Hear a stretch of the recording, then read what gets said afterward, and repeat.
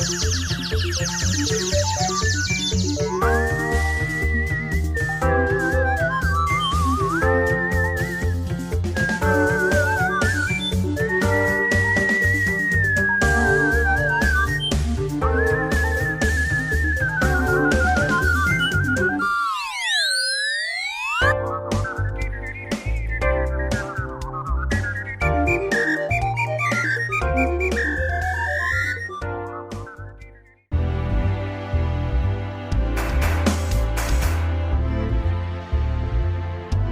and welcome to the Whistling Podcast. I'm your host, Abby Blinkwater.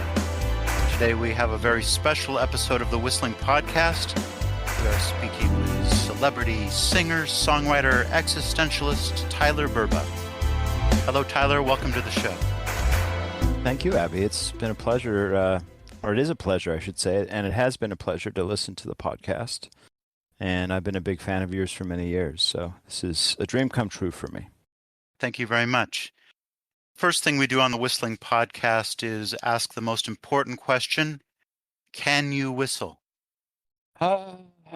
Yes, I can, but I don't know, probably not up to the level that your podcast listeners would deem me a whistler.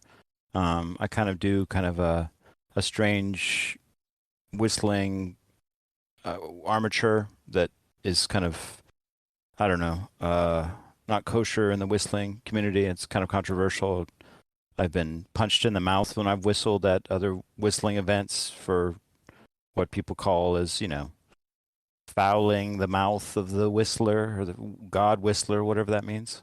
So I won't do that to blaspheme the whistling community right now, but I can whistle, yes. I did whistle on a Snow Boots record a long time ago because my brother, who's a very good whistler, was not present, so I had to do the whistling.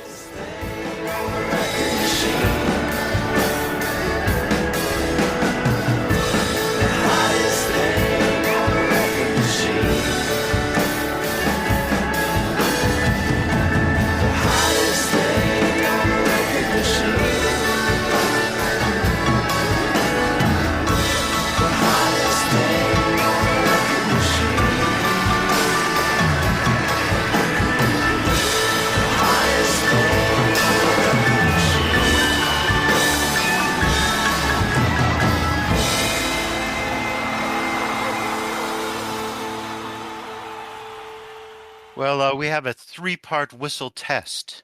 Okay. Part 1, whistle to summon a cab. Well, that's the asshole whistle.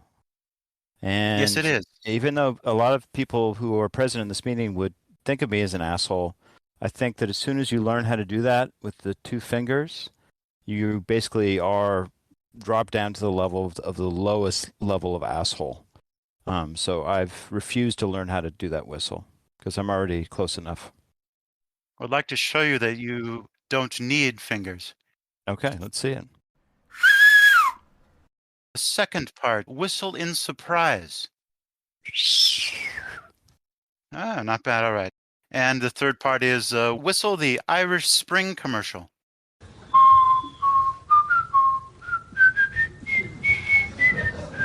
Ah, clean as a whistle. You have a new album coming out. What's the name of your album? The new name of the album is called Existential Hymns. This is what it looks like. Very good. You've chosen December 8th as the release date of your album. Why did you choose that date? That is the Feast of the Immaculate Conception. And I felt that was the perfect date to release this album, since I like to think of this as an immaculate conception. It's an immaculate concept album. That date also has another significance. You know what that is? That would be the day John Lennon was assassinated, am I right? Or is it his birthday? No, it was the day he was killed by Yoko Ono. Yes, December 8th, 1980. All right. That's a whole different podcast series. Yes, the name of your album is Existential Hymns. Do you consider yourself to be an existentialist? That's a very good question. I think that I'm dealing with existential issues, But existentialism has a whole trajectory and all these sub schools that I don't think you want to get into, even getting into Ayn Rand and kind of neocon ideology about personal responsibility and other bullshit like that, as if, you know, privilege wasn't a thing or being born into certain wealth wasn't a thing.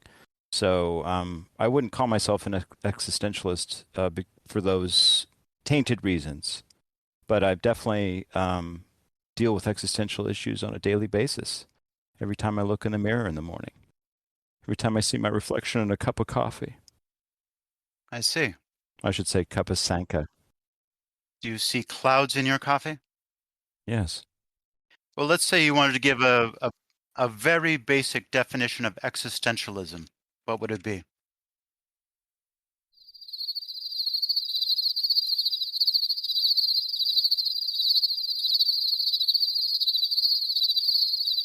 There you have it. Oh, here's my idea of existentialism. A, the universe has no purpose. B, you get to choose your purpose. C, live until you die. How does that sound to you? C. Rob chooses answer C. Yeah, I mean, well, I don't know if you could say that A is true because we don't know if the universe has a purpose. But it's not a purpose that we can necessarily know. It's definitely not a belief in a personal power that actually cares about what we do on a daily basis, whether we perform certain rituals, who we have sex with, the kind of meat we eat, whether we cut our hair. Yeah, so the universe doesn't care about those things, but we don't know what the purpose of the universe is. Purpose of the universe might be gravity. So Maybe I got it all wrong.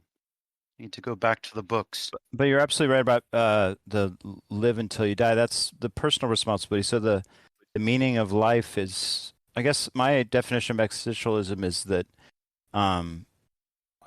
everything might be meaningless, but it's not meaningless to you, and it's up to you to decide what the meaning that you gain out of life is, and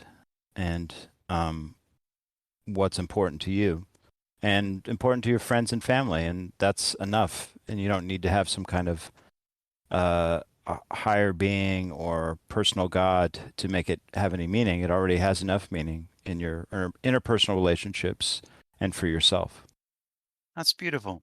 So it's coming to terms with those issues, but of course, there's the big D. I'm not talking about Dick. I'm talking about death. And so you have to come to terms with that, and then you have to figure, okay, well, what's the meaning of life if you know that the big D is waiting just right around the corner at any moment? Yes, the big dick. The big dick is waiting around the corner at any moment too, and many a times I've run into that, and that's an awkward moment. And that's a whole separate album, but that'll be the Conjugal Visit album. Yes. Have you named your next album? Conjugal Visit, yeah. Conjugal Visit, all right. Not the big dick. Well, it's not called. It's just called Visit. The band's name is Visit, and then just Conjugal is the name of the album. So. All right, that's nice. No, I'm just kidding. The next album is going to be called Exit Airs, which is all about starting over and exiting the scene. Not necessarily dying, but that's an aspect of it. But just starting over and having the freedom to start over whenever you want, which I know everyone in this chat has done. So it's very exciting. Well, let's go back to the beginning. Why is your band named Visit? Well, Visit was coined by Tom Peters, the beat book shop proprietor and beat author and alienator of all customers. Tom was an old friend of mine and a drinking buddy, and we were spitballing band names, and he said, oh, Visit would be a good band name, and so I went with that. And actually, the term existential hymns was coined by somebody else, not me. It was this mixing engineer that I've worked with quite a bit. Not the great Rob Weston, but a guy named Dave Sisko, and he said, you need a name for what you do, and he came up with the term existential hymns, so that's stuck. All right. Who has been your biggest influence in songwriting? Probably Neil Sedaka. Neil Sedaka. Yes. That's a good choice. In what ways has Neil Sedaka influenced your songwriting? Well, especially like what he does with when you can't come up with a lyric, he would come up with down doobie doo dow dow, comma, down doobie doo dow dow, comma, down doobie doo dow dow. Breaking up is hard to do. So it's a good method for you don't let your loss of words hold you up in your songwriting. You can just put out gibberish words, and then the flow will come. So it's kind of like a little Zen koan that you sing as you're writing your song until the words come. And so every time I pick up a guitar, ukulele, or kazoo, or banjo, or harmonium, and I just start with down doobie doo down down, comma, and then I'm gonna miss me when I'm gone. Just flows right out of that. So, what instruments do you play on the album? I play guitar. Let me look at the liner notes here. I've forgotten. I sing. I play guitar. I did some upright bass. I did some, I think one track I played electric bass on. I played banjo, piano, some keyboards, mandolin. We have many special guests here today. Yeah, I'm excited to be able to not be talking. What does the name Rob Weston mean to you? Well, existentially everything. Rob is really the glue that brings all this together. He takes my random, crazy 100-track blobs and shapes them into something that sounds really wonderful. And he really is responsible for this record taking shape and having the sound that it has. So Rob just started out as mixing for me, but I felt that his contribution was so great that he is a co-producer, because he advised me on so many things and said, "Oh, you should play this type of instrument on this, or you should do your vocals like this, or you should add this section to it." So he did a lot for this album and the previous album, thank God. All right, Rob Weston will join us in a second here. Just one more question. You know I'm a huge gearhead. So what kind of guitars do you play? I play a Gibson Les Paul. I play a Fender Stratocaster. My acoustic is a Martin. I think that's all that's on the record. Yeah, those three guitars.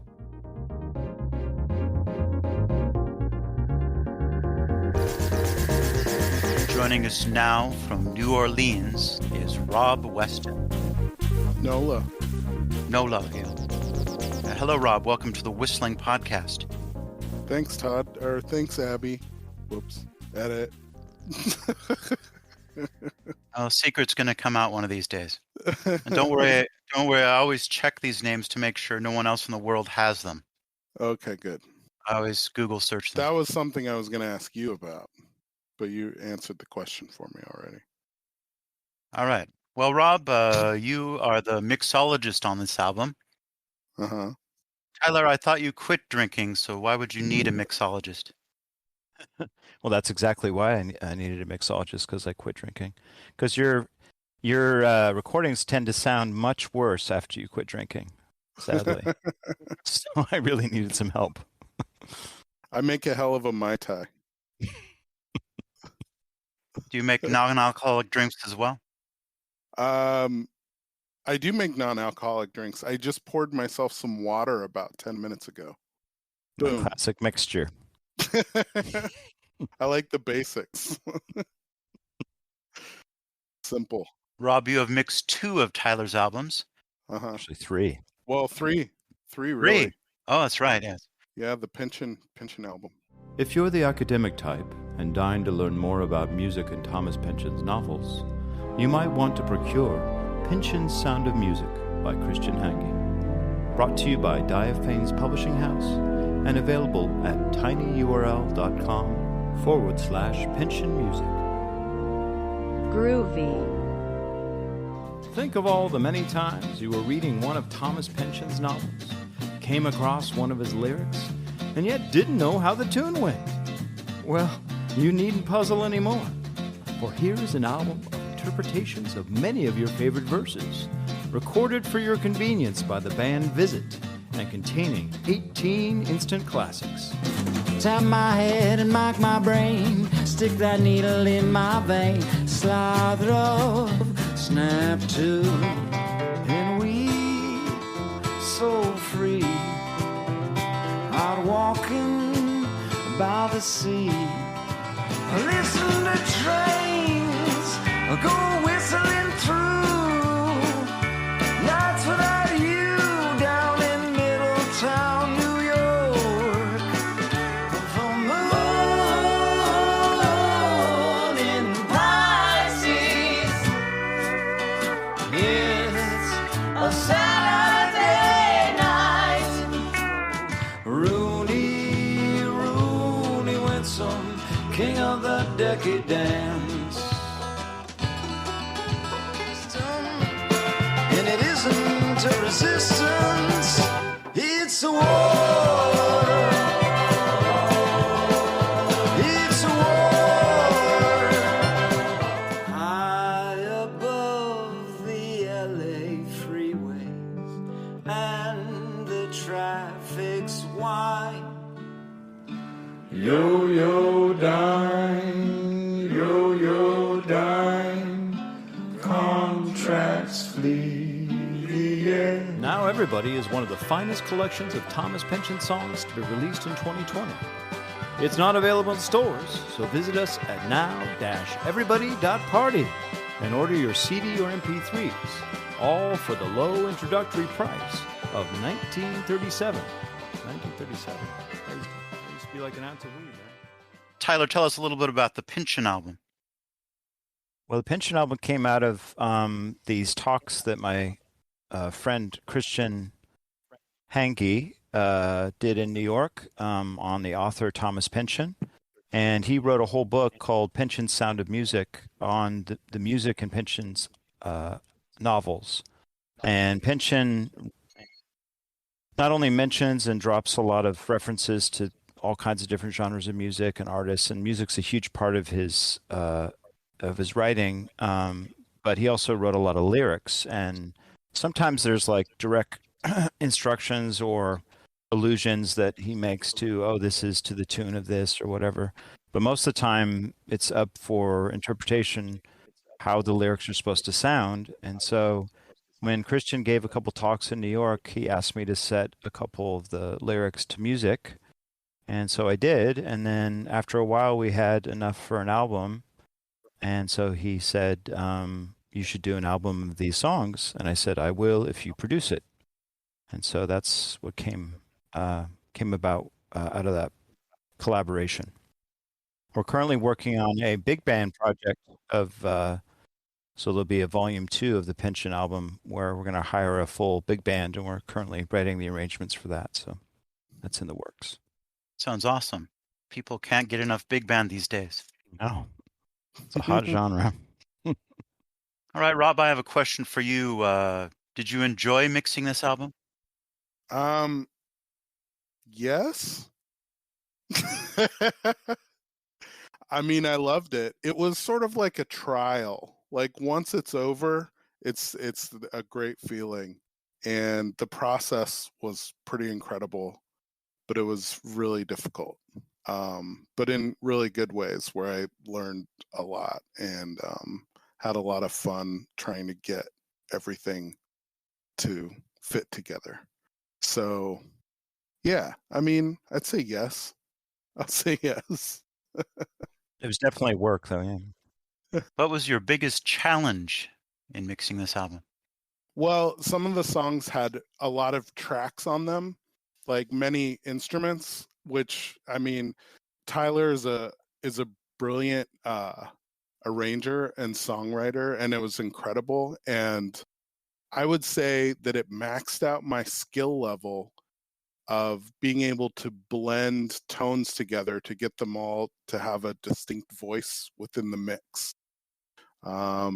So it was I learned a lot trying to get everything to sound distinct yet cohesive.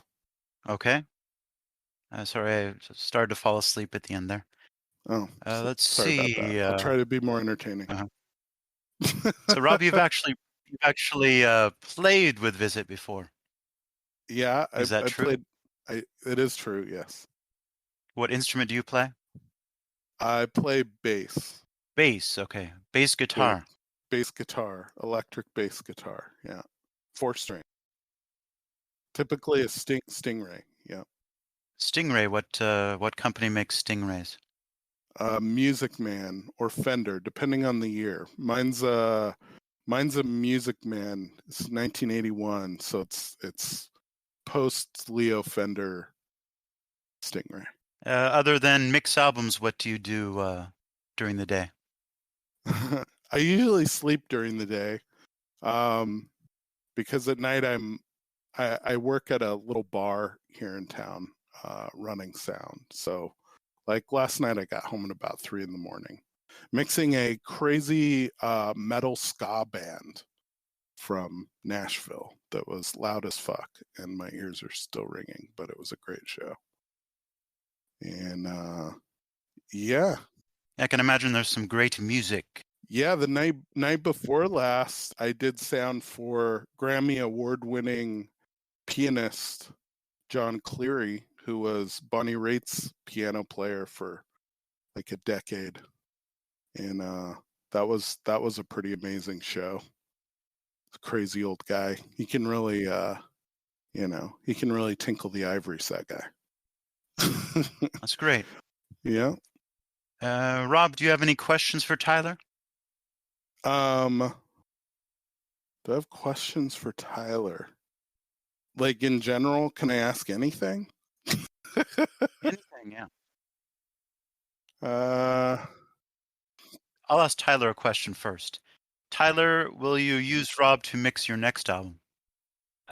More than that, I want Rob to be a real collaborator in the songwriting and arranging of the tunes. That's something that I'm aiming for with Exit is to have it be much more of a collaborative process, because it's kind of lonely sitting and writing these songs and then demoing them and then sending them off and then basically kind of dictating, oh, this is what I want it to sound like, and then getting some feedback. Just be much better to have Rob involved in the whole process. He can guide me with the recording process, but also he had some great insights about arrangements and instrumentation, and I want to get some of his input on songwriting as well. So I'd like him to be much more than just a mixing engineer on the next album, if he'll accept my proposal. Sorry to put you on the spot, Rob, but Would you like him to be executive producer as well? well, that requires raising a lot of money, so Yeah, I wouldn't want to burden him with that. These albums are really expensive, right? the Saturday mixing, working a John Cleary show is pretty incredible, but it's not very lucrative, unfortunately. That's why I work with Swiss people, is because they have all the money. So that's Yeah. a good thing Yeah, about I'll the Swiss. say something about working with Christian. If you want an album to get done fast, get a Swiss producer. They're all about punctuality, that's for sure. And I'm sure Christian will listen to this. So kudos to Christian for whipping our asses into shape and getting us to get an album out in I think it was a year total. Yeah. Compare that with Existential Hymns, which I think I started recording with Clint on one drunken morning in 2015, I think it was. So, that was 7 years ago. So It's not bad. Yeah. Well, Rob, did you think of a question? No. But I'll accept your proposal, Tyler. I'm in. thank you. Well, thank you, Rob. We'll get back to you in a minute. Yeah, you're welcome. Tyler, what does the name Clint Carlson mean to you? I think I worked at an insurance office once in Boulder doing like telemarketing, and I think maybe Clint was like one of the other sales associates or something, maybe.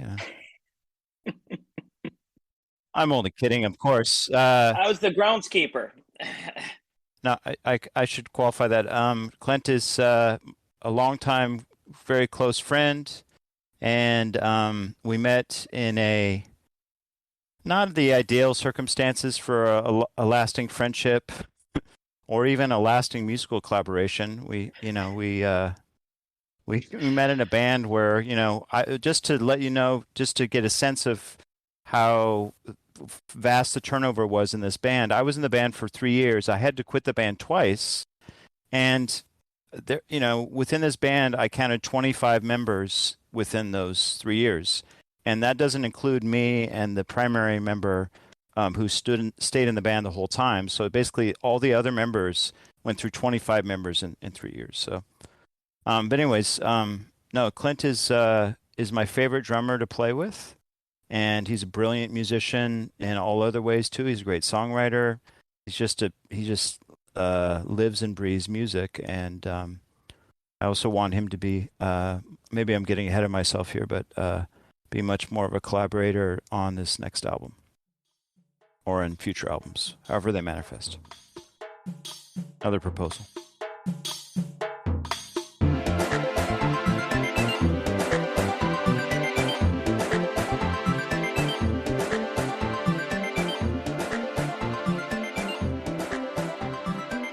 Clint, have you heard the final mix? I have. I've been playing all of those songs for quite a while now, and I'm very attached to each and every one. Do you have a favorite song off this album? Yeah, I do. That would probably be Death's Gonna Marry You and Me. That song was actually written for Clint. I never told him that, but Yeah, and I can't wait until the day finally comes when we can truly be together. Instead of this silly charade that we've been doing since 2003, we can finally get real at some point here. So I guess I just have to, keep getting up and having breakfast, same thing every damn day until at some point we can finally unite the way we're meant to unite. well, it's hard to propose a romantic relationship with a male friend, but it's really hard to propose one that is a murder-suicide pact. So really awkward. So I figured a group Zoom call was the right place to bring it up. But did I say no? I never said no. I didn't say no. You've actually mentioned it to me an awkward number of times at this point, and I'm always all ears. I hear you out. I don't say no. I just listen and kind of wait for that conversation to be over because it's uncomfortable. But Yeah, it's always the Amway aspect that you refuse. Yeah. Clint, what city are you coming to us from? I'm hailing from Minneapolis, Minnesota, which is where I drove to when I left Boulder, Colorado in 2006. And Visit is sort of like a long distance relationship. Do you have any projects in your hometown? Not at the moment. I played some of the bass work on the most recent album is by a fellow named Steve Jacksaw. Not a tremendous amount of it because, and even if Steve was here, I would say this, and he would say, "Yeah, you are correct." That he didn't take enough time to learn the tunes before we actually got into the studio, and so we used most of the drum tracks from that day. Steve is a brilliant bass player and one of the most interesting people I ever played music with, but he's also can be a bit scattered. So he didn't really get around to crushing the tunes, but now I'm forgetting what the question was, if there even was one. No questions, no. All right. Well, Clint, do you have any questions for Tyler? In your shower, are all the products from the same brand, or do you buy like shampoos and conditioners from different brands? Are you like, this is the conditioner that really works for me and the shampoo's different?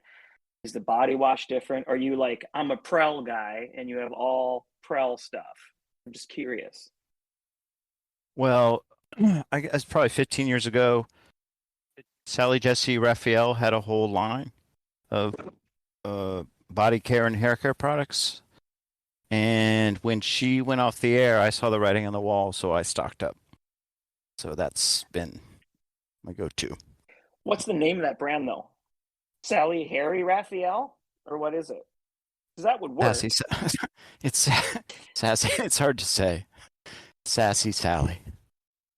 Sassy Sally Harry Raphael. SJR. All right. Well, Clint, do you have any questions for Rob Weston?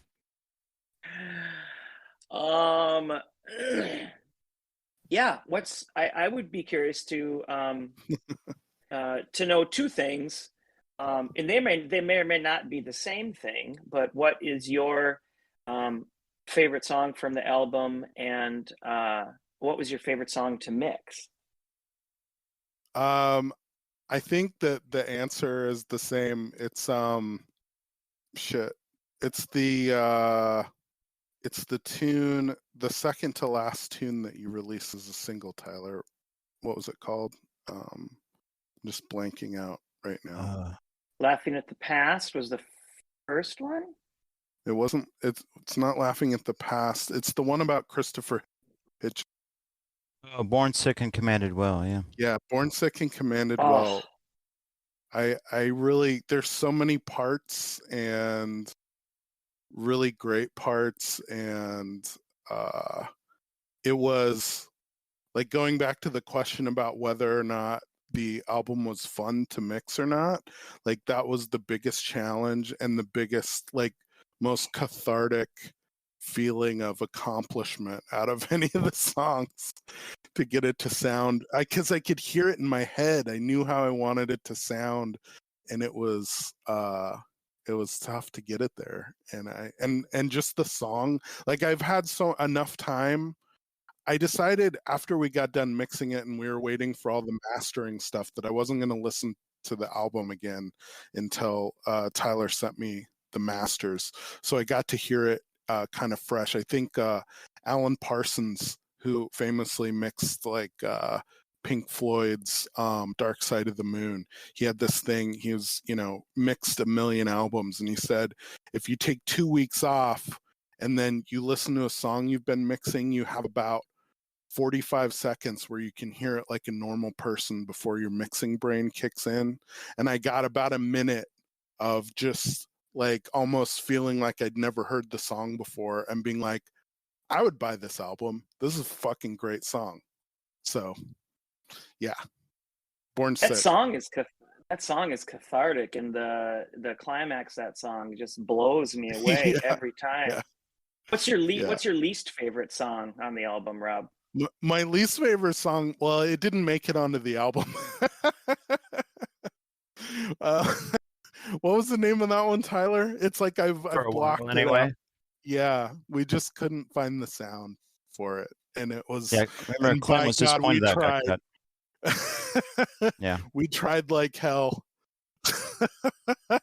Yeah, I was very disappointed because the way that Tyler went back and structured the guitar solo around my ramblings on the kit is so interesting and great. Yeah. I think he just crushed it. But yeah, you want a bigger. I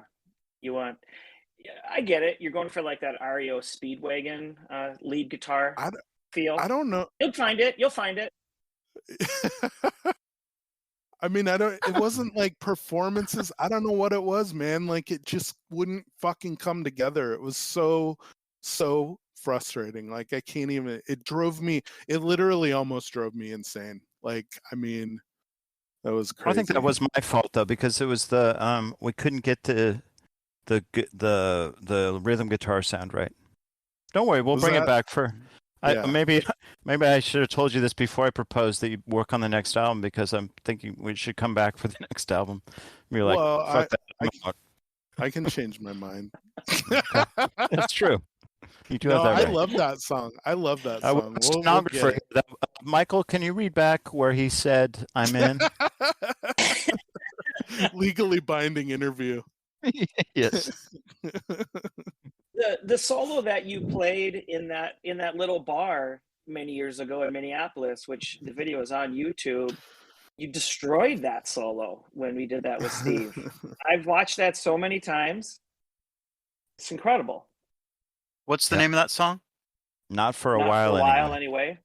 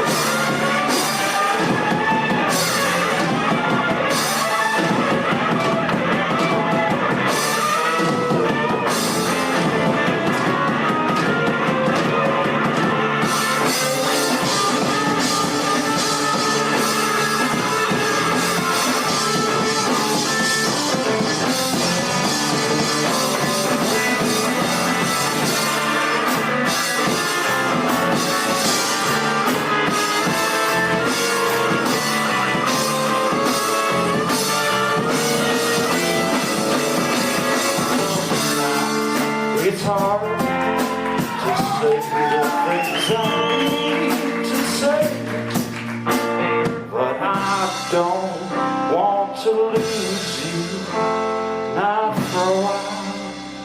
It will break.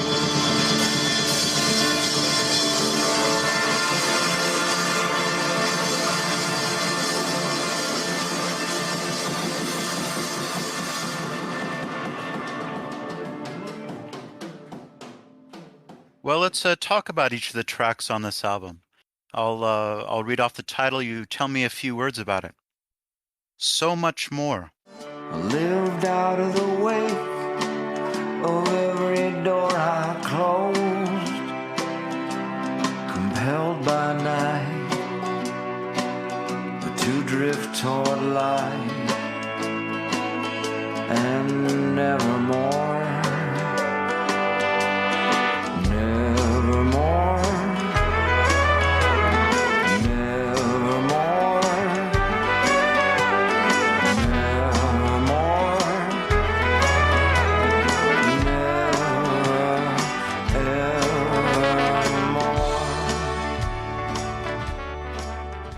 Yeah, so that song's about, that really kind of sums up the whole existential mindset. It's like, it's that Socratic moment where you realize, you really know nothing, and you have so much more to go and so much more to learn, and you'll never get there.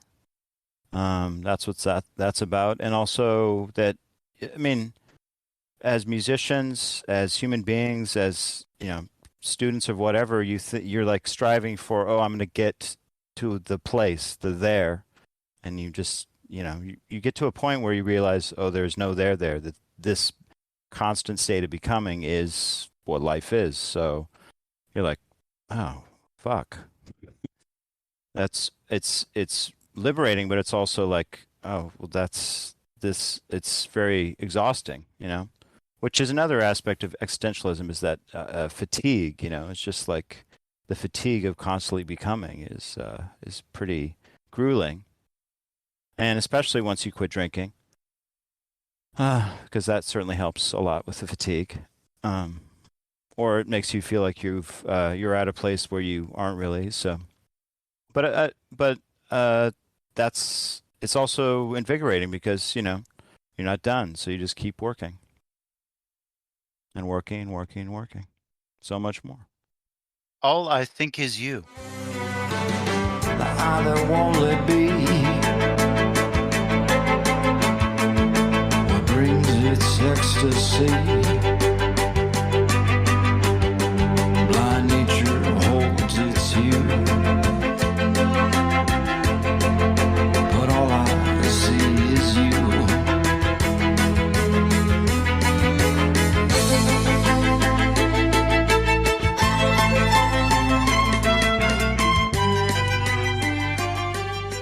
So that seems like a love song, but I mean, I shouldn't be the only one talking about these, but All I Think Is You is really about egotism, and all I think is you is me.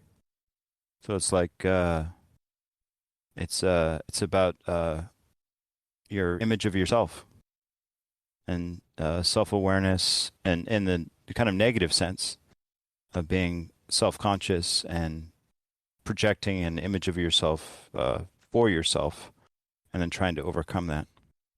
But we should maybe we could talk about the mixing and the instrumentations on that, because All I Think Is You is, I think, some of the most brilliant stick work I've heard on any song, and that's kudos to Clint on that. He did this incredible stick work on it. And he, when I recorded all these with Clint, he had none of the backing tracks. It was just me on a guitar and Steve Jackson on bass. And we were in a great studio in Minneapolis called the Terrarium. And so it was Clint's inventiveness and musicality inspired a lot of what got put on top of it. So when I wrote the strings, speaking of, playing the lead guitar in conjunction with what Clint did, when I wrote the string parts for All I Think Is You, I was really it was kind of a call and response with what Clint did on the drums with his stick work. I don't know if Clint or Rob has any input on those, but I guess not. It's really cool to hear you say that, because I kind of noticed that, and I never put together the order of operations in which you recorded it, and that totally makes sense to me now, how the strings really jive with the drums on that one. So that's cool. That's a cool little insight I learned, or realization. That's cool. Yeah. Same. I mean, same with so much. Sorry, go ahead, Clint. Oh, I was just gonna say that pattern's been used a lot, and I've always loved it. It's very straightforward, but just all you're doing is riding the hi-hat, but just hammering that cross sticking. And it's just such a fun, it's almost like a different version of it, just like a train beat, and it's a very versatile beat that's been used in all styles of music, but the way that we did it, it's fun. And then it's a really fun beat to let it spin out a little bit and play around with it and keep hammering the hats, but then start screwing around with the kick, and which happens a lot on that song. But that just particular beat has always been a favorite of mine, and I'm glad that it found a home on the album. We're very happy with it. It's a very Stuart Copeland-y vibe. Yeah. And I used some of the old Police tricks on that when I was mixing the drums, like a little bit fantastic. of delay, and yeah. So yeah. I definitely heard Stuart. Yeah. Fun. Yeah, cool. All right. Well, the next track on the album, this might be one of my favorites, Bastard Son. That's just because you love the word bastard, I think, right? No comment. Morning went its way, but brought no day. Fires made, fell in fate. I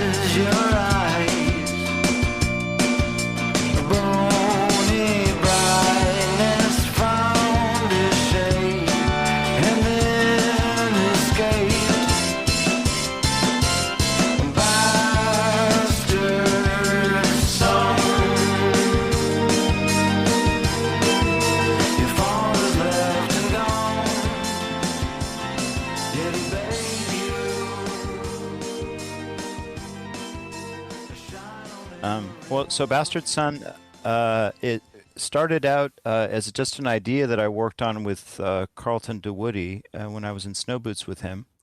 And we tweaked it a little bit, but it didn't go anywhere. And then I rehashed it, and I read this poem by Byron about the sun going out. And I was like, oh, well, that sounds like a cool lyric. Because I never knew what to do with the Bastard Son thing for years. And it was originally like Baby Mastodons was the rhyme with Bastard Son. So that was weird. But then the Byron poem came in, where he's like, morning went its way, but brought no day. Fires made, fell and fade. Those are all lines from Byron. So I have to thank Lord Byron for helping me with the lyrics on that. But it's basically about the sun going out and, all life as we know it going away. Darkness by Lord Byron. I heard a dream, which was not whole a dream. The bright sun was extinguished, and the stars did wander darkling in the eternal space, the rayless and the pathless, and the icy earth swung blind and blackening in the moonless air. Morn came and went, and came and brought no day, and the men forgot their passions in the dread of this their desolation, and all hearts were chilled into a selfish prayer. But also deism too, Okay. Bastard son, your father's left and gone. It's like the absent God who just sets the clockwork of the universe in motion and then just disappears. But once again, arrangement-wise, Clint and Steve came up with this really cool intro, or not, I don't know, if interjection that they came in, which was really dynamic and fun and creative. So that really made the piece really interesting, I thought. So beep, beep, beep. Sept love. All this love, save it for later. Screw the dove and feed the alligator. Ain't nothing wrong with love, except love. Ain't nothing wrong except love.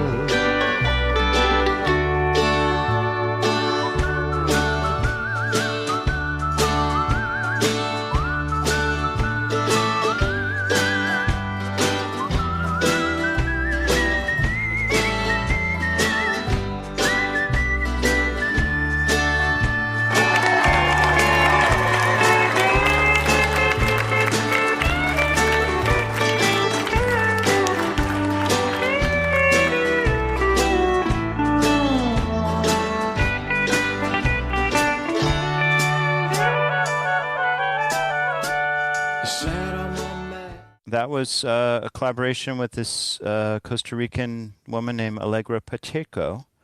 And we sat around a room one evening and just passed the notebook back and forth, and we came up with the lyrics for that and wrote the melody that night. That one took me that one took me like a day to mix, as opposed to like a lot of other ones. And also, for some reason, I was watching that show Loki, it's like a Marvel Universe show where one of the multiverse versions of Loki is an alligator, and every time the line "feed the alligator" would play through my speakers, I would see the alligator version of Loki in my mind, and I don't know why, but it made me laugh every time. That's great. Love that. How about laughing at the past? I fell into a rage, and the light beams dance in dust. I built myself a robin, but its red breast turned to rust. What's the sense in wondering? Nothing ever happens till it does.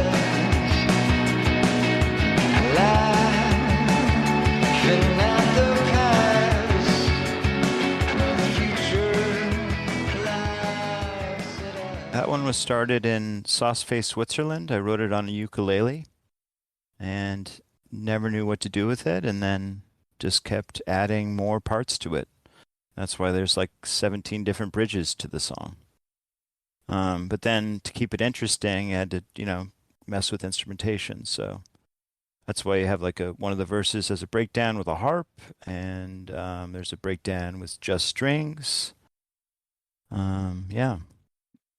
Robert Clint, do you have any comments about that track? No comment. Death's gonna marry you and me. Ain't it hurt, ain't it hard when it's plain to see that what should be cannot be? Hold each other in the night so the master can't see. Death's gonna marry you and me.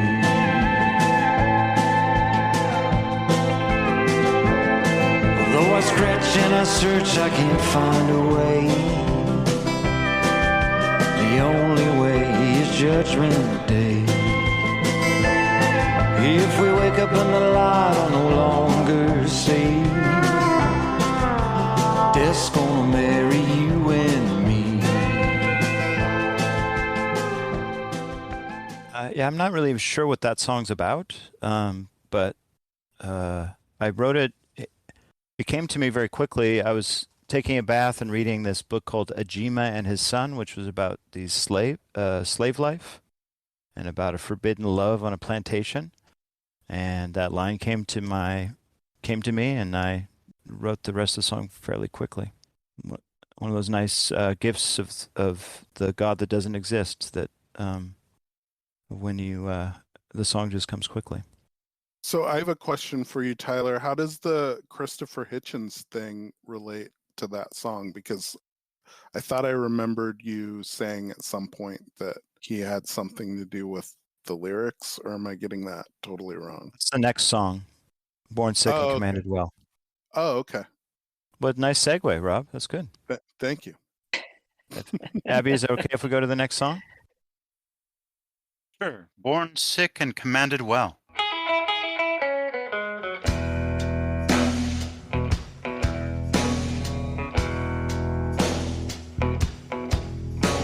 I'm folding in, moving on again. I don't think I can make it.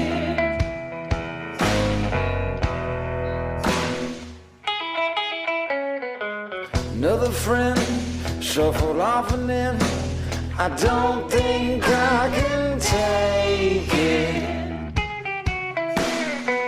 Don't know why I compromised to live in this hell. Born sick and commanded well.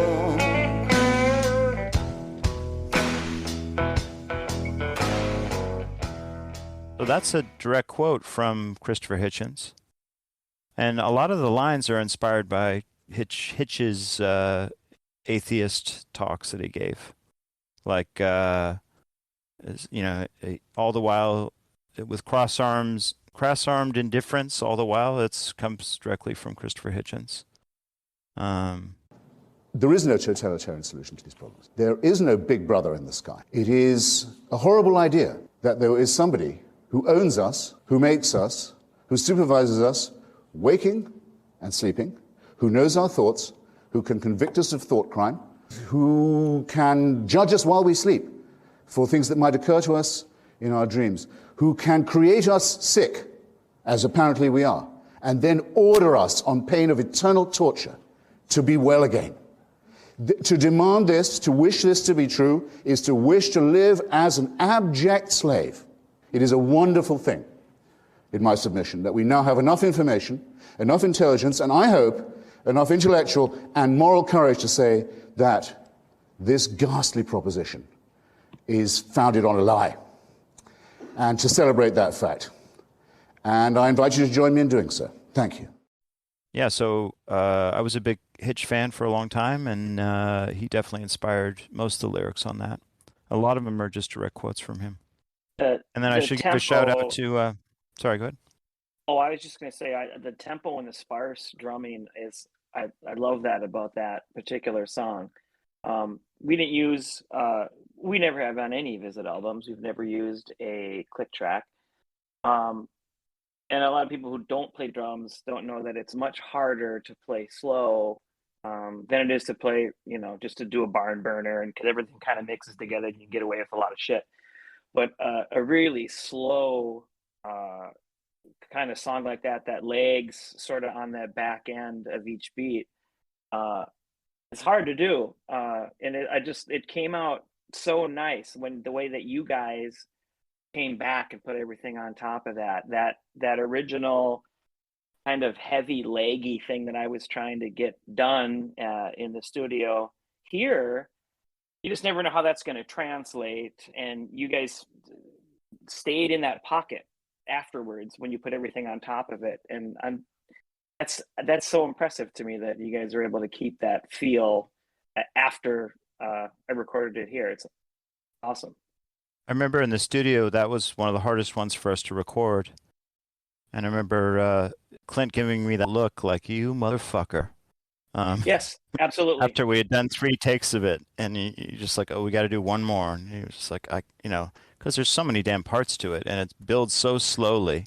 But like the pro that he is, he knocked it out of the park. There was a lot of, the look was, are you fucking serious? There was a lot of that look.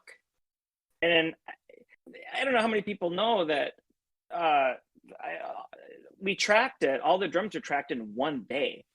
So it was a very long day. And the frustrating thing about that is that, like anyone, all you, so many of you musicians on this, you are limited with how many risks you can take because you have to get the take, So it's like, oh, I have this really cool idea to set it up in this way. But if it doesn't work, then we got to back the whole fucking thing up and start over. So it's a weird mixture of playing it safe so you can get the job done, but then also trying to do interesting things that when I hear it later, I'm not like, God, you phoned this whole thing in, you piece of shit. Like, it's making sure that I did some things on it that when I hear it later, I'm like, oh yeah, this is a groovy little thing right there that I had time to figure out in the studio and get done. But it was a long day. God damn. Yeah, and we didn't actually get a rehearsal because I missed my flight the previous day. I was supposed to get in the previous day, and we were supposed to have a rehearsal to run these tunes. And there was a plane crash at the airport. Not a really bad one, but there was enough to delay things. And then there was a snowstorm, and I just spent the whole day drinking at the airport. And I think I finally got on a flight at like 11 o'clock at night. It was a red eye. And Clint picked me up at like 7 o'clock in the morning, and we went straight to the studio and started recording. So we didn't even get a chance to rehearse any of the tunes. No. So. That's for pussies, anyways. Whenever I hear that song, I want to start marching. We want to start marching all the time, anyways. So that's nothing special. But I want to shout out LaDonna Burns, who did the great backing vocal on that, and the climax of the song. She's this amazing singer in New York that has been on 2 Visit albums now, and she definitely knocked it out of the park for the climax of that song. So good. LaDonna Burns. Right, how about Body Electric? I'm gonna sing my body electric, way out of the grid. I'm gonna move way out in the country, just like my mama did. She couldn't take her heart, it was bound to break. I'm gonna sing my body electric and keep this heart well hid.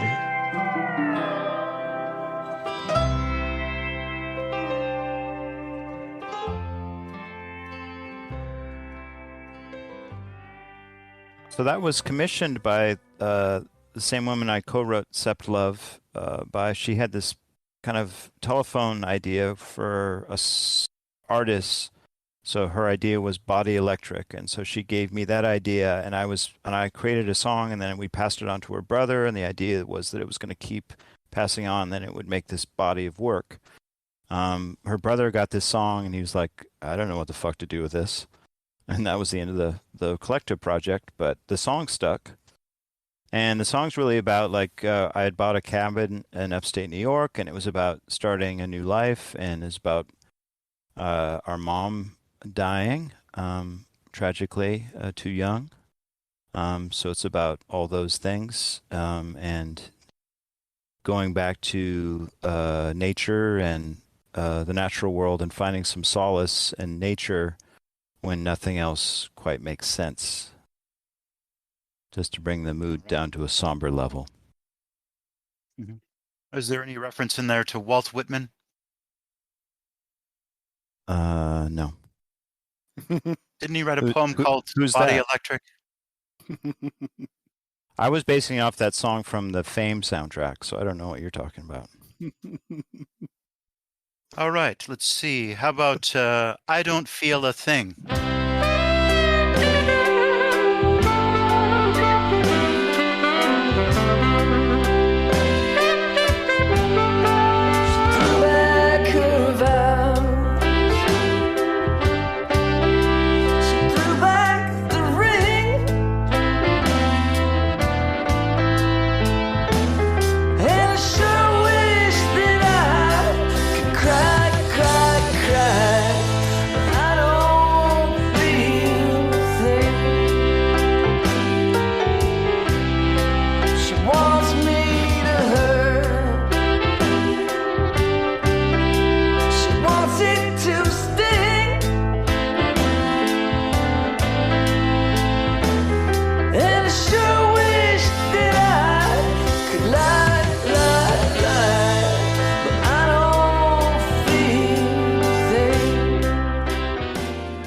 So that was just a drunken song that I wrote up at the cabin, and I co-wrote it. I had the idea for it, and then I wanted to collaborate with my friend Adam Lakes, who's a great musician and songwriter, and so we worked on that one quite a bit. And that is a song that he sings on the album, because when we were writing it, it was like, definitely this is in his range and in his emotive quiver. So he's the star of that song.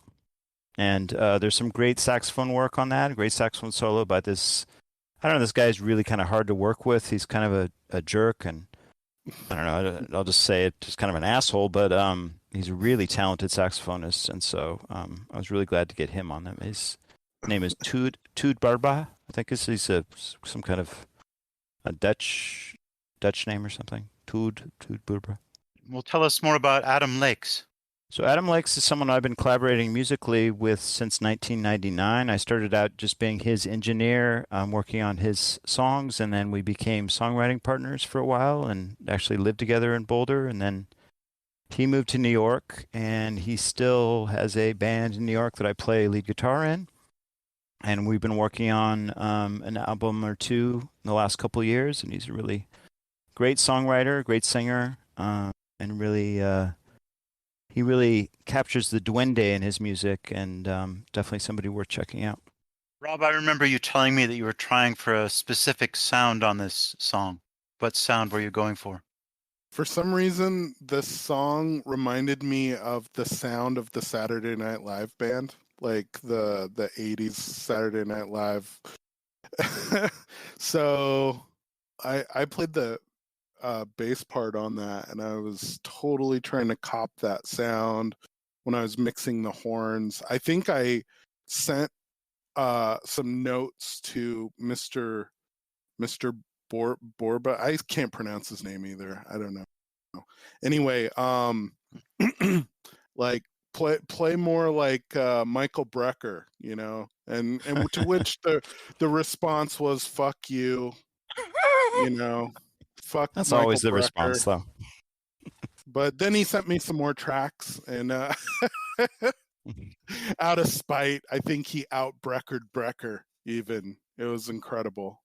And yeah, so I was just trying to go for that like New York soul sound, and it was a ton of fun to try to cop that sound on that tune. Did you succeed? I love listening to it. I love it. I mean, I don't know if I succeeded or not. We'll have to send a copy to Will Lee and ask him if he thinks it's we got close or not. But Mhm. I feel like I got pretty close. Mm-hmm. Yes, Adam Lakes has a great voice, and It does. I was thinking of inviting him, but I didn't want to make this party too big. Mm. But my apologies to him for not inviting him here. But let's go on to Oh Yeah I. Oh yeah, think I'm falling down. Oh yeah, think I'm losing ground. Oh, but I'm gonna fly. Oh yeah, love don't hold me down. Oh yeah.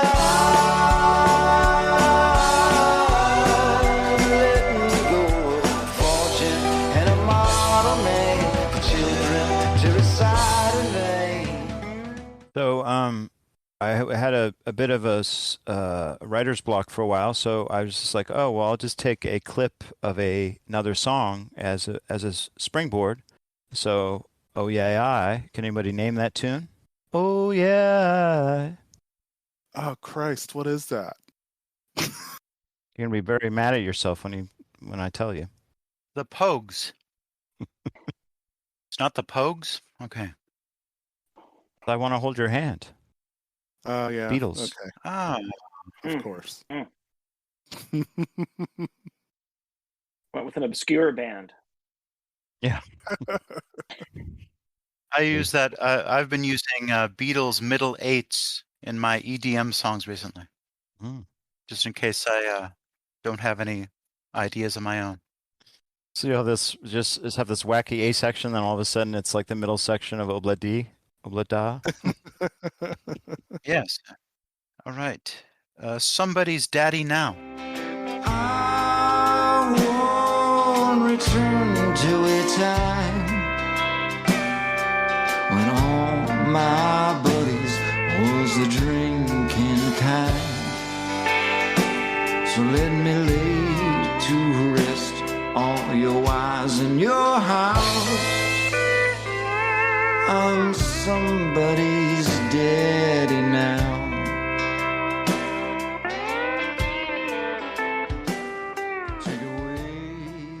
So that's a song. It's one drinking buddy singing to another drinking buddy, but one of the drinking buddies has quit drinking, and the reason he quit drinking is because he's a father now. And I actually wrote this when I was still drinking a lot. Ironically, I guess if that's irony, I don't know. But I eventually quit drinking, so it became a true testament to my life. There's a lot of alcoholic listeners to this podcast. How did you quit drinking? I read this book by Alan Carr called The Plain and Simple Way to Quit Drinking, and it just made sense. Luckily, I was fortunate enough to not have a physical addiction to alcohol, just a psychological one. So it was, I wouldn't say it was easy because I quit 2 days before Trump was elected. That was a really hard night to get through. And there were lots of other hard nights that came after that, but I'm very glad that I did. How about Teach You to Break a Heart? But oh, solemn wonder, for all that longs to be, time floating under the drive that longs to cease.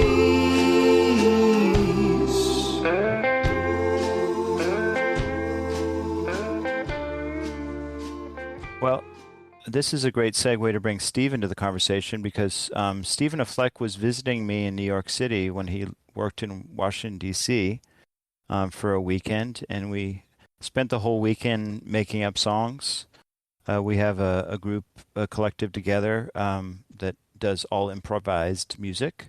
And so we spent the weekend just making up music. And that night I had a dream where I wrote the last verse of Teach You to Break a Heart.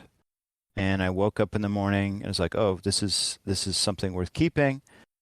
So this has happened to me a few times. I've been fortunate enough to have a dream where I have a song so I can just record it. And so that happened. So Steve should really be credited as a co-author because he was inspired that song, I think. What does the name Stephen Affleck mean to you? Peace, love, and understanding. Well, joining us now from, do we say Boulder, Colorado? What little Close enough. What little podunk town? Boulder and Golden. Yeah. When Elvis Costello posed the question, what's so funny about peace, love, and understanding? The answer is Stephen Affleck. Oh yeah, okay. Get that all the time. Other than being an inspiration to your songwriting, what else? What other role does Steve play on this album? Well, Steve has been a creative collaborator on so many aspects of this album and so many other things. Steve has helped me create a lot of the videos for this album and also the previous album. He was the director of Wacky Coconuts and was a star of Wacky Coconuts, among many other people. Great video. On this video chat.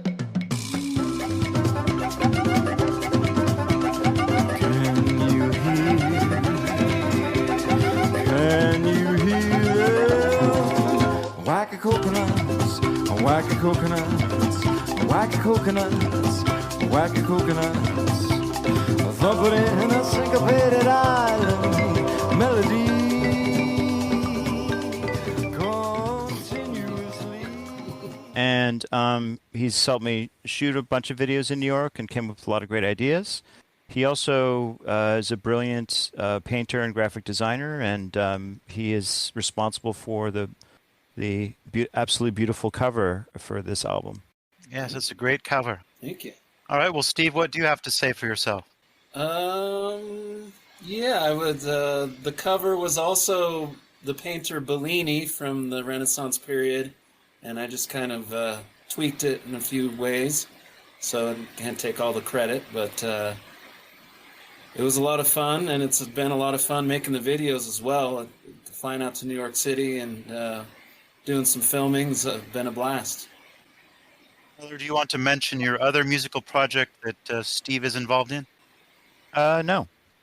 Because that's an anonymous project where everyone gets to maintain their anonymity. It's kind of like an Alcoholics Anonymous, but it's a music anonymous. And so the things that people can hear on that radio station aren't traced back and charges aren't filed and, people don't lose their jobs and things like that.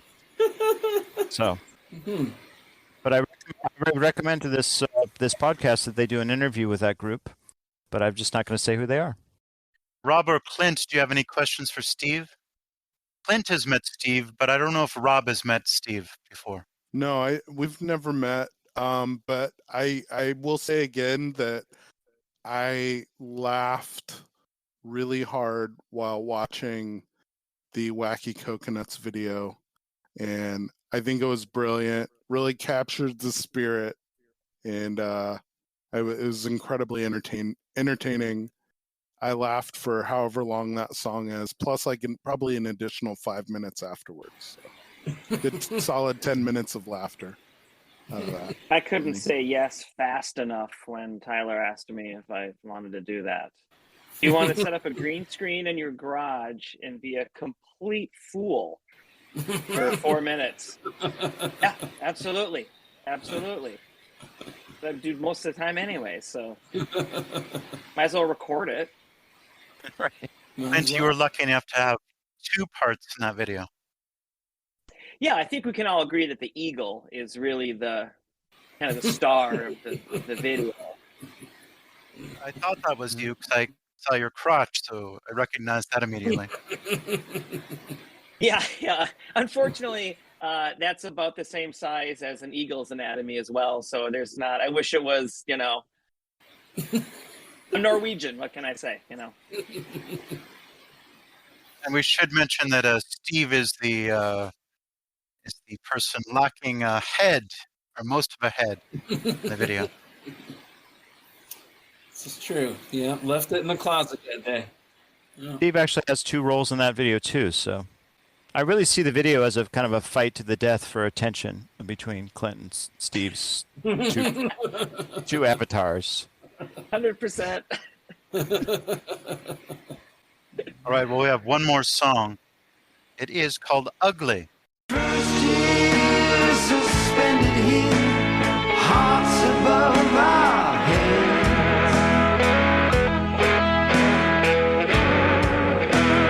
Gather near the rainy tears, making rainbows in our beds. The city makes you feel that life is easy as single file. And everyone looks ugly when you've known them for a while.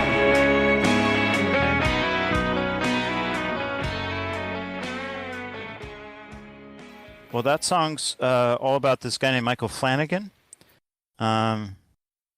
who's one of the most beautiful people in the world. So it was kind of, I don't know, hiding my true feelings. No, I'm just kidding. But no, we should get Michael and Tiffany in this conversation as well. But I have no idea what that song is about or where it came from. I just tried to make as wacky of a chord progression as possible, and Ugly is what came out of it. It's like your giant steps. Right. My shitty giant steps. It's the other name for it, shitty giant steps. Shitty but slow, so it's not that hard to improvise over.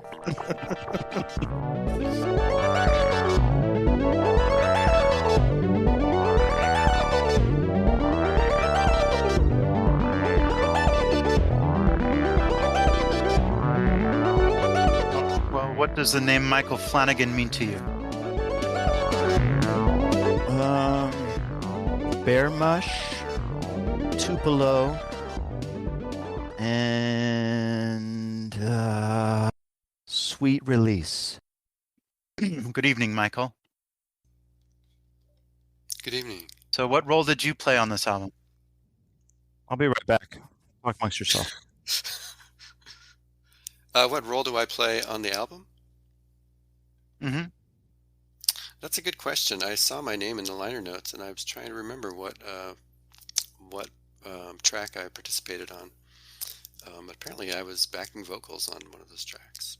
I can only remember back 48 hours on any particular date, so I think the recording must have happened prior to the previous 48 hours, starting now. All right. When did you first meet Tyler Ribba? Let's see. I'll have to go back beyond 48 hours for that. We met at Naropa University in, fall of 1995. And we had a couple of classes. 1985? 95. Okay. 95. I Yeah. didn't think you guys were that old. Yeah, I'm not sure what Tyler was right. doing in 85. We weren't aware of each other at that point. I was waiting around for you. What does the phrase Val van Voss mean to you? Val van Voss.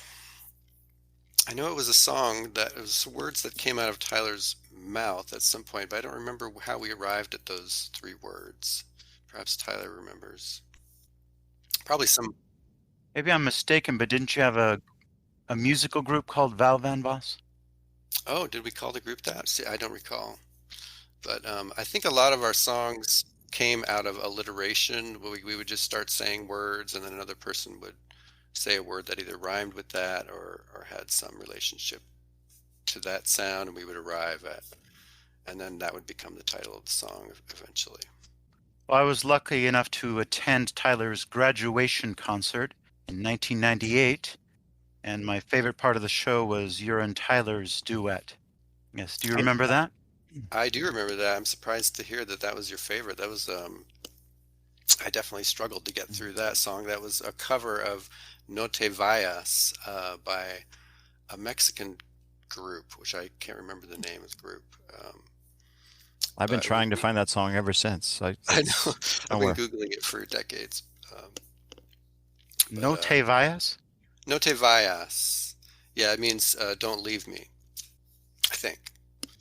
Yeah, Michael Flanagan and I worked at a bagel shop together, and we were the only English-speaking guys. Well, there was one other guy named Glenn who worked there, but we listened to and absorbed a lot of bachata and mariachi music. And one of the songs that was on constant play was No Te Vayas. And so that's what we decided to cover for my senior recital. But it's basically, that's the launching pad for improvisation. And so that's mainly what me and Michael have done together, is improvise songs for the last, God, how many years? Almost 30 freaking years. And Michael's one of the most talented musicians I know in the world. And one day the world will be blessed by an album of his music, or at least a live performance, because he's been hoarding all of his talents in various obscure locations like Lyons, Colorado, or Spokane, Washington, and now Port Townsend, Washington. Port Townsend, Washington. Yeah. I think improvisation is great to a certain point, and then if you normal people such as Tyler and others on this call would then go to the next step after improvisation, which is to form a structure of a song and then record it and then produce a final result. But I've always just stayed in the improvisational realm, and so if you record me improvising, then you'll get some sounds, I suppose. But a finished product is just, I take Tyler, I think, as a mentor to perhaps get there someday. I'd like to propose that Michael lend his fingers to the next album and collaborate on the keyboard piano parts. Oh, okay. I have an instrument. I'll definitely take you up on that. Can I use this instrument as my main instrument? Nobody wants to see your instrument, Michael. I can show You always do this. This is the gross part of the call. This will be my instrument. It's a tiny. Look at that little guy. Tiny little synthesizer. That's cute. Yeah. I'll just have to. Nice. It's good for traveling. I'll come up with a costume to go with it, and we'll go from there. I think Bell Van Voss came out of Medallion. Sorry. Michael, have you ever met Clint? Yes, I've met Clint before. Twice, I think. Yeah. Not long enough. I'd like to hear the story of how you met Stephen Affleck. I don't think I've ever heard that story. Let's see. If you can imagine living in a college town called Boulder, Colorado, and the two colleges are CU Boulder and Naropa University, and then try to imagine different ways that those students from those two institutions might meet each other. Well, that's how we met. We met through just student housing, people living in apartment buildings. There's, Naropa people living next door to CU people, and then they introduced friends to other friends, and that's how Tyler and I came into contact with Steve and the sort of CU group of all-star. That's the Marxist reading of how we came together. I don't know if that's. I think it was this girl Megan, who we were all friends with, this beautiful girl named Megan, that Michael and my friend Jason Levis, who was a great drummer, had glommed onto, and she lived in an apartment complex, and I think next door neighbor was Kern, and Steve was friends with Kern, and that's how we all met. That was the Christopher Hitchens version of. All right. Well, what does the name Tiffany Burba mean to you? Tiffany Burba? To me? I haven't. No, to Tyler. Oh. Well, what does that name mean to you, Michael? I have not had the pleasure of meeting Tiffany. but I understand that you are all family, and now I'm living in your old area, your old haunt. Actually, I'm not far from where your father lives now, so maybe I'm part of the family in some way at this point. You can drop in anytime. All right. Well, Rob, I know you've met Tiffany. Do you remember that occasion?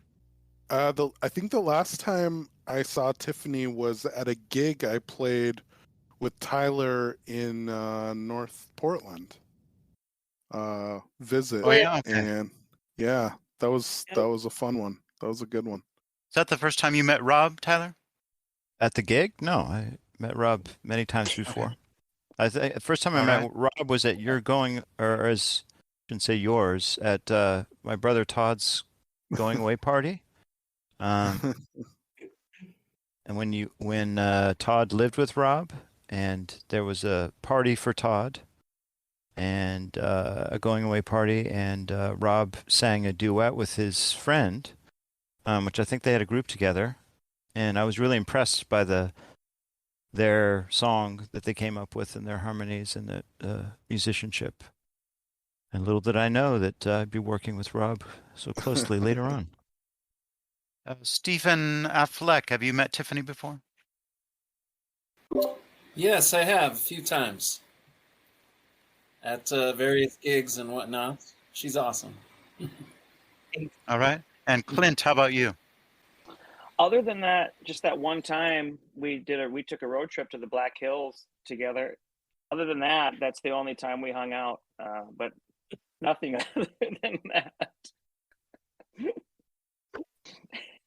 I'm trying to recall that. You're just gonna drop that in the middle of this here? Oh yeah, I took a road trip with your sister once. Yeah. Didn't tell you about it. It's a great time. It was so fun. Yeah, we had a blast.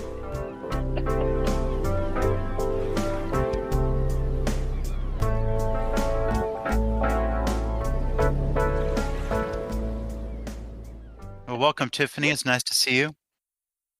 Good to see you. No, actually, we don't see you. We just hear you. Yeah, sorry. I didn't want to see my own face when I was doing this. I understand. I'm wearing a bathrobe. Oh. Just how zero COVID policy has got me down. Don't even get dressed anymore. Well, Tyler, tell us a little bit about Tiffany. Tiffany is a great poet. She has a great book of poems called Meet Me Where I Left You. And she continues to write great poetry and be a really big part of the Vancouver, Portland poetry scene. She's always been a great sister to me and a great support, and continues to be. And I couldn't ask for a better sister. I don't know what else to say. Considering that I'm your only sister, that you're stuck with me. Yes, I guess so. All right. Well, I want to thank you all for coming today. In the final part of this interview, I want everybody to give a recommendation. So this recommendation could be an album you've heard recently that you like, a book you're reading, a movie, a TV show, anything like that. I can start. The Rehearsal is a great TV show about this guy who there's various people who are in awkward situations and they're having they're struggling with how they're going to break the news to somebody. And so he creates these whole sets of where the person's going to tell somebody something. They perfectly recreate it and they rehearse it and they try all these different scenarios. And it just gets very, very, very surreal and layer upon layer upon layer. And that show's pretty fascinating. I've been trying to listen to all the best albums of different decades. I listened to an album called Television by the band Marquee Moon. I've been enjoying that. Are you guys familiar with Marquee Moon? No. Okay. I think you're thinking of Marquee Mark. That's Marquee. How about Stephen Affleck? I'll be cheeky and very seriously recommend a brand new album just came out called Existential Hymns. It's awesome. Okay. Very good. How about Tiffany? Steven took mine. Oh. So it's okay though. I've been listening to it on repeat. So Tyler, Bryce, and I were cooking macaroni and cheese yesterday, and we listened to it about 3 times over. And Bryce is very excited. So I gave him a copy because he was tired of waiting for his. So everybody's got one in Vancouver now. All right. Thank you. And I hope everybody's making macaroni and cheese while they listen, because that's the intention. But I figured as much.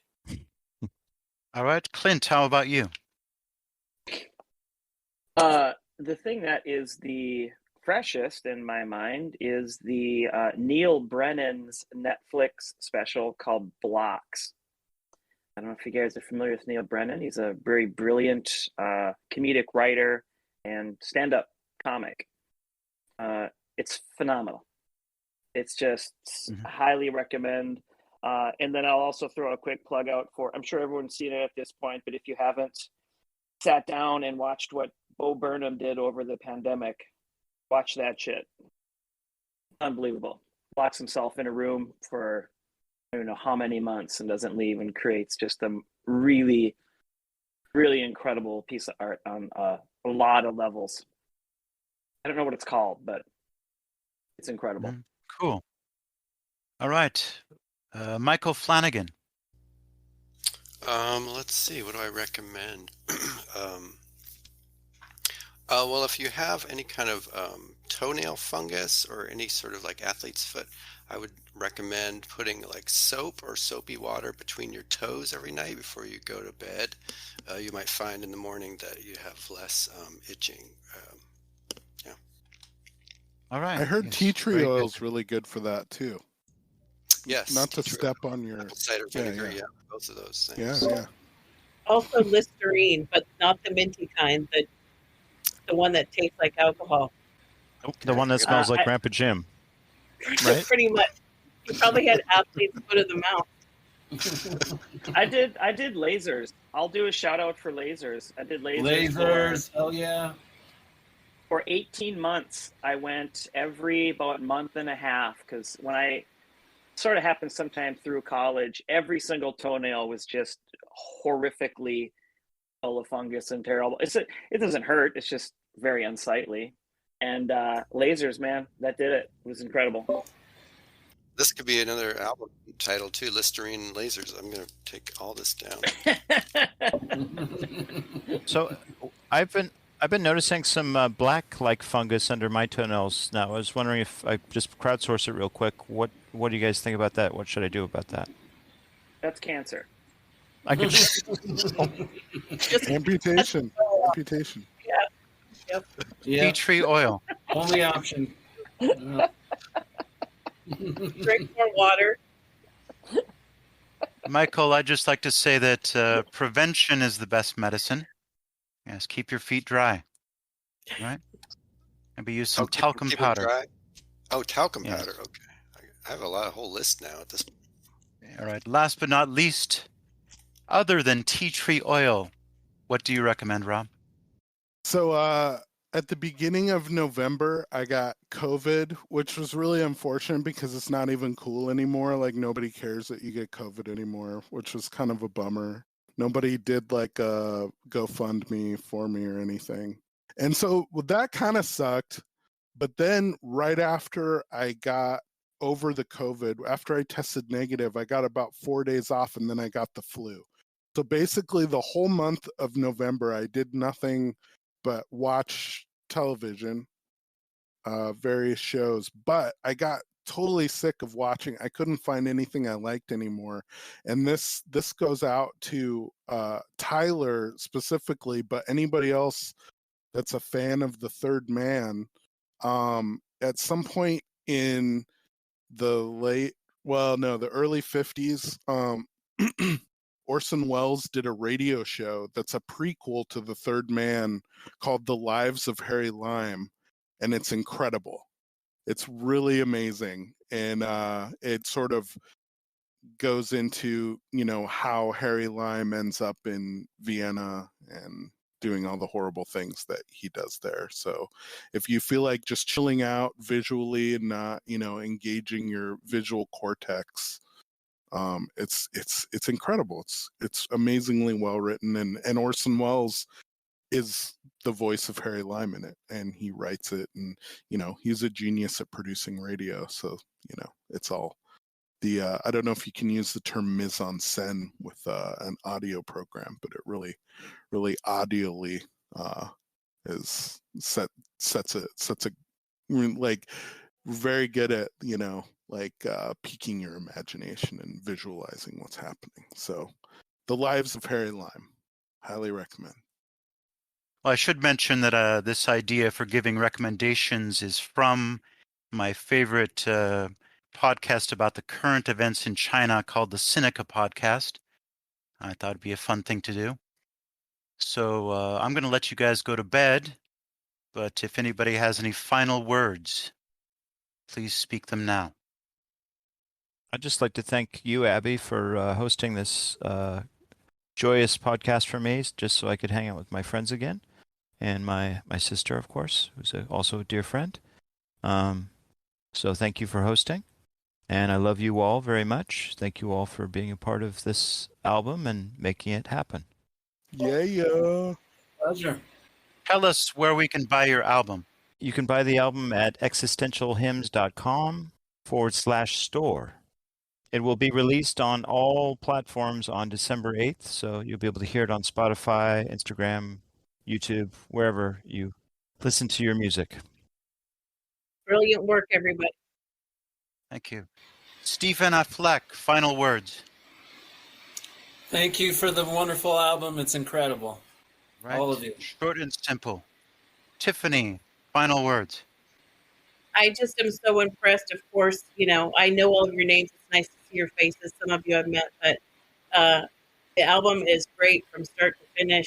I love all the songs, but Oh Yeah, I is probably my favorite right now, but that'll change. But just amazing, amazing music. Really proud of all of you. Thank you. Keep sharing your gift with the world. All right. Clint Carlson. I'm proud of the album, and I'm really excited to work on the next one. And very grateful that I still, after this many years, am collaborating with Tyler, because I don't think I've ever worked with anyone who leaves everything so wide open. There's never been this is the third album. There's never been a single second ever where Tyler was like, play this kind of beat. It's never happened once, which is nuts. It's always just, here's the thing, and what do you think is going to work with it? And it's so fun to create like that, and I appreciate you. Thank you. All right. Paper, scissors, stone. Michael and Rob. 3, 2, 1, Scissors. go. Sure, are sure. All right. How about Michael Flanagan? Yeah, I'm pleased to find out that Tyler is a musician. I didn't realize until this evening. I'll definitely check out some of his music. It's on the internet, it sounds like. Who does your hair? Oh, I do my own hair. I purchase it on the internet. All right. Last words, Rob Weston. I wanted to tell Tyler this quick story. So there's this old guy that hangs out at the Saturn bar. It's like in his 70s, and he wears like a beret with like a communist pin on it. And he was a touring bass player like way back in the day, like in the 70s and 60s. He's like has a million stories. The last one he told me was about touring with the Amboy Dukes, which was like Ted Nugent's early band, and he liked to talk about what like an asshole Ted Nugent was. And anyway, he's got a million stories, like the real deal, right? And he's about the only person I know. You sent me all those CDs, and he's about the only person I know that has a CD player. So I gave Larry a copy of the album, and like the next time I saw him, he was like, "Man, that album was great, Rob. And I got to tell you something. You ever heard of that band Steely Dan, like Walter Becker and Donald Fagen? You know what's great about their albums is they do all this stuff that makes you want to go back and listen to it again, and that's what this album did for me." So I just wanted to give you that last thought. A compliment from a real old timer. Awesome. Thank you so much. Yeah. That's great. Great story. Yeah. Thank you, everybody. Thank you for doing this. Thank you. All right. Thank you. Love you all. Bye. Bye-bye. Ciao. Right. Bye-bye. Bye. Have a good night. At long last. The album 12 years in the making is finally here.